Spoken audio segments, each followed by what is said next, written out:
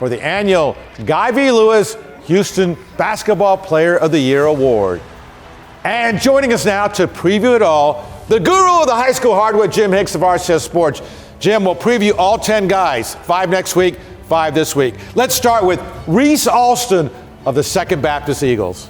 Oh, man, Reese Alston, this kid just wins, and he wins, and he wins again. He's the type of player that can get a coach a pay raise. He reminds me, Todd, I have to go back 40 years to find a point guard that Reese reminded me of. And I'm going to go in the vault. I'm going to reach up under my lid, and that is Sean Gay. That's the kid from Madison High School, 1985, is what Reese Alston reminds me of in the 11th grade. Yeah, he's a phenomenal player, and he'll be back next year. All right, let's go over to Atascocita, Adam Boyd. What about Adam? Well, Adam Boyd, his athleticism, he's like a baby mini plastic man.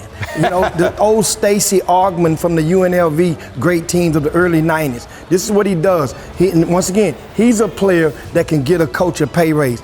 Doesn't fill the stat sheet, but he does all of the little bitty things very well. All right, and what a year Atascocita had. And then another team that had a great year was the Pearland Oilers.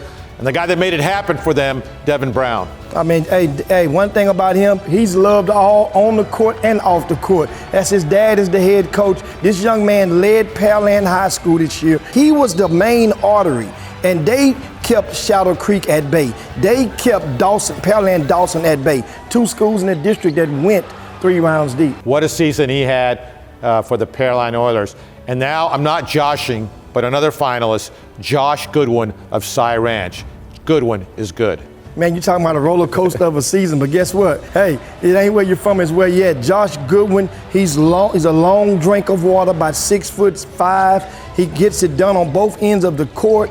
He led his team to the regional finals. When a kid can go and generate and put their fingerprint on wins, and they're producing on both ends of the floor. He defends, he rebounds, he reads the floor well, and guess what? He gets his other teammates involved, and that's Josh Goodwin. That's why I'm definitely digging him.